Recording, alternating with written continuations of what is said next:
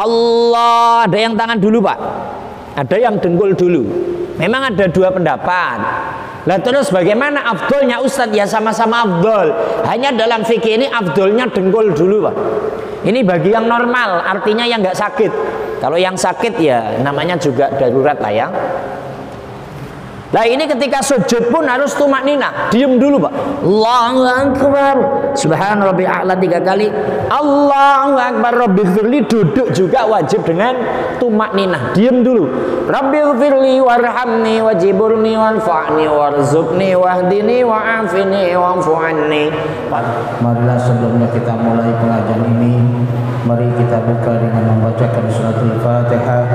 Insyaallah dengan membacakan suratul Fatihah Allah senantiasa selalu membukakan pintu hati kita untuk menerima ilmu-ilmu agama yang akan disampaikan oleh guru kita. Assalamualaikum warahmatullahi wabarakatuh.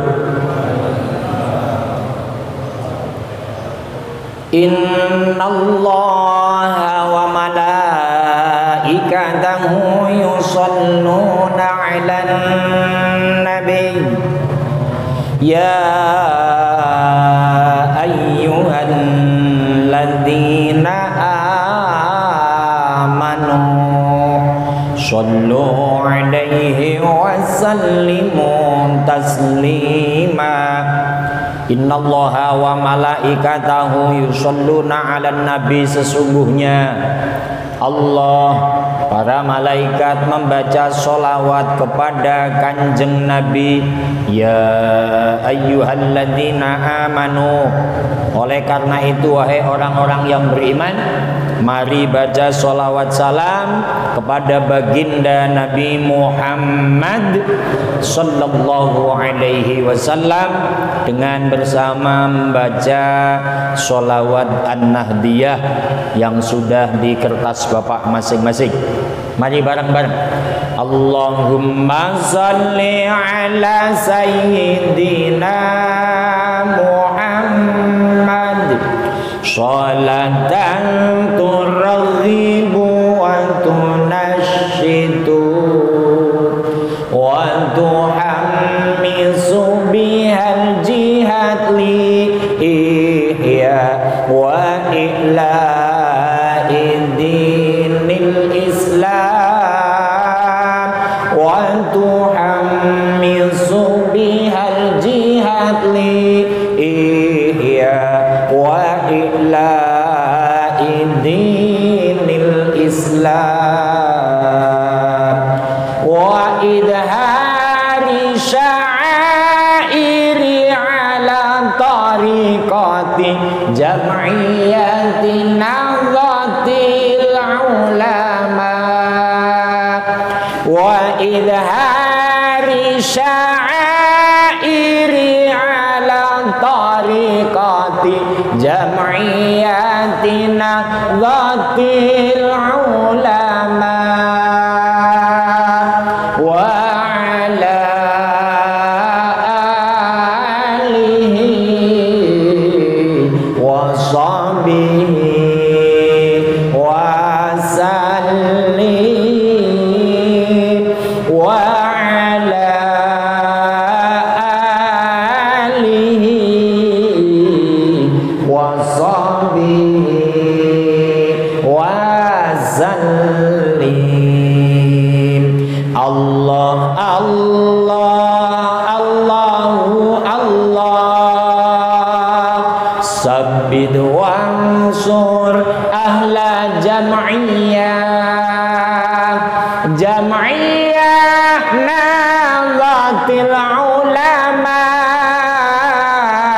li'ila'i kalimatillah jam'iyah nahdlatil ulama li'ila'i kalimatillah. Fadilah sholawat ini kemarin kita sampaikan, yang pertama di situ turghibu. Jadi kalau Bapak mau menghafalkan sholawat an-nahdiyah, sholawat kebangkitan namanya Pak. Pertama, turahib akan tambah rasa demen, rasa cinta. Wa tunasyid akan tambah rasa semangat atau cinta di situ tunasyid ya. Turahib cinta, tunasyid itu rajin. Terus watu hamis akan tambah semangat. Jadi dengan baca sholawat ini, pertama turahib cinta, yang kedua tunasyid rajin, yang ketiga tuhamis semangat. Dalam apa? Bihal jihad, untuk jihad di jalan Allah. Apa itu jihad? Al-mujahadatun nafsi, memerangi hawa nafsu. Yang tadinya mau berangkat ngaji males, terus tetap berangkat, itu namanya jihad. Mau sholat males, terus tetap sholat, itu namanya jihad. Di sini globalnya jihad untuk apa? Wa i'la'i dinil Islam, meluhurkan agama Islam. Jadi dengan barokah sholawat Anadiyah, setiap Senin malam Selasa, tambah cinta ngajinya, tambah rajin ngajinya, tambah semangat ngajinya, sehingga mendapatkan ridho Allah Subhanahu. Sebagaimana hadis Nabi yang kemarin kita kaji, wajib mencari ilmu walau antara rumah kita dan tempat majelis taklimnya ada lautan api. Jadi kalau ada lautan api, kita tetap wajib menyeberangi demi mencari ilmu Allah Subhanahu wa ta'ala. Shadaqallahul azim. Saya ulangi pada jumpa bulan yang lalu atau minggu yang lalu, Pak. Rukun sholat itu kan ada 17. Nah kemarin fikih yang kita bahas itu bahas tentang sujud. Anggota sujud ada 7. Di sini kalimatnya yang kemarin, Pak, di kertas itu nggak ada. A'dha'us sujudi sab'atun. Anggota sujud kita ada 7. Yang pertama al-jabhatu, jidat. Maka kemarin penjelasannya, jidat yang kita punya kalau sujud itu nggak boleh sujud kepada sesuatu yang bergerak. Nah, ini Ustadz contoh pakai sorban ini. Ini mumpung Ustadz pakai sorban, mau saya contohkan ini. Sorbannya juga lumayan panjang. Nah, ini bagi yang pakai sorban. Jadi ketika sujud, Bapak begini. Jadi sorbannya buat sujud, tapi sorbannya gantung ini loh, Pak. Allahu Akbar, sujud di atas sorban, tarik lagi. Dan nanti yang kedua tidak ada sorbannya. Sholat yang begitu sujudnya tidak sah. Yang kedua, tolong Bapak perhatikan istri. Saya tanya, istri Bapak di rumah sholatnya pakai muknah yang potongan apa yang langsungan? Yang dua, yang atas ada, yang bawah ada. Yang potongan apa yang langsungan? Ini jangan-jangan suami aja nggak ngerti ini. Jangan-jangan istrinya kagak sholat lagi nih. Kacau ini, kacau. Bojomu sholat atau enggak? Nah. Ini istri sampai nggak ngerti sholat apa enggak, ini suami macam apa ini? Langsungan ya, baik. Kalau yang langsungan agak aman, tapi kalau yang potongan, yang muknah 2, Pak, itu biasanya wanita juga. Ini begini, Pak. Ini kadang wanita kalau sujud, ini buat sujud ini, Pak, nempel gini, Pak. Tarik lagi. Pakai lagi. Dalam ilmu sujud, sholat begitu, Pak. Sujud pada sesuatu yang bergerak itu nggak sah.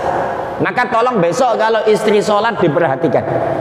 Ketika sujud, tapi jangan di video Pak, nggak jadi sholat istrinya. Ayo kamu sholat, saya video, nggak jadi nanti. Jadi bapak ngintip istri kita sholatnya kayak apa. Karena saya suka begitu Pak.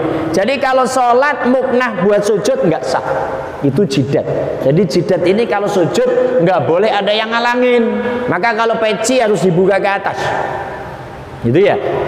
Nah syarat yang kedua, kedua tangan nempel. Terus kedua lutut. Terus kedua ujung jari kaki. Kemarin kita sampaikan harus mancal. Atau minimal tegak ujung jarinya. Kalau sholat kok melengkung begini jarinya, maka sholatnya tidak sah. Nah malam ini yang belum tahu tolong dirubah. Kalau sholat harus kakinya sujud itu mancal atau minimal lurus. Itu yang kemarin. Terus yang kemarin juga bahas tentang ada 4 rukun yang wajib tumakninah. Sehingga kemarin saya praktekkan, izin ini yang kemarin dulu supaya nyambung dengan sekarang. Ada 4 sujud, 4 rukun yang bapak harus tumakninah. Yang pertama adalah rukuk. Jadi kalau rukuk Allahu Akbar, ini harus diem, nggak boleh mantul begini. Saya sering memperhatikan orang kalau rukuk masih mantul. Allahu Akbar ini. Nah, yang mantul begitu sampai 3 kali maka sholatnya tidak sah. Yang kedua, rukun fi'li yang wajib pakai tumanina sami Allah. Sami Allahu liman hamidah. Ini langsung diem, tangannya nggak boleh bergerak.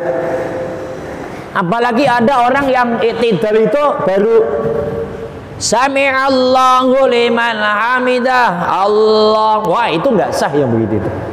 Jadi harus diam dulu. Rabbana lakal hamdu mil'us samawati wa mil'ul ardi wa mil'u ma syi'ta min syai'in ba'du. Itu harus pakai tumakninah. Nah, baru kita sujud. Allah. Nah, ini kemarin disampaikan kalau sujud memang ada 2 pendapat. Ada yang dengkul dulu, ada yang tangan dulu. Allah, ada yang tangan dulu, Pak. Ada yang dengkul dulu. Memang ada 2 pendapat. Lah terus bagaimana afdolnya Ustadz? Ya sama-sama afdol. Hanya dalam fikih ini afdolnya dengkul dulu Pak. Ini bagi yang normal, artinya yang nggak sakit. Kalau yang sakit ya namanya juga darurat lah ya. Nah ini ketika sujud pun harus tumakninah, diem dulu Pak. Allahu Akbar, Subhana Rabbil A'la 3 kali. Allahu Akbar, Rabbighfirli, duduk juga wajib dengan tumakninah, diem dulu. Rabbighfirli warhamni wajiburni wanfa'ni warzuqni wahdini wa'afini wa'fu anni. Malah kalau bisa Rabbighfirli itu dihayati. Rabbighfirli warhamni wajiburni warfa'ni warzuqni wahdini wa'afini wa'fu anni. Sambil diartikan. Pertanyaannya sudah hafal belum artinya itu? Ya kalau belum ya besok dikaji dicatat artinya lah oleh kita. Jadi Bapak tinggal ngapalin. Itu rangkaiannya. Nah, ketika sudah duduk di antara 2 sujud, kita akan sujud lagi. Anggap aja ini rakaat terakhir. Subhana rabbiyal a'la wa bihamdihi subhana rabbil a'la wa 3 kali. Allahu Akbar. Nah, ini yang akan kita bahas. Duduk dalam tasyahud akhir. Itu yang sekarang kita bahas, Pak. Kita masuk. Bismillahirrahmanirrahim. Rukun sholat jelas penjelasannya ada 17. Kita masuk rukun yang ke-13. As-salisana asyara at-tasyahudul akhir.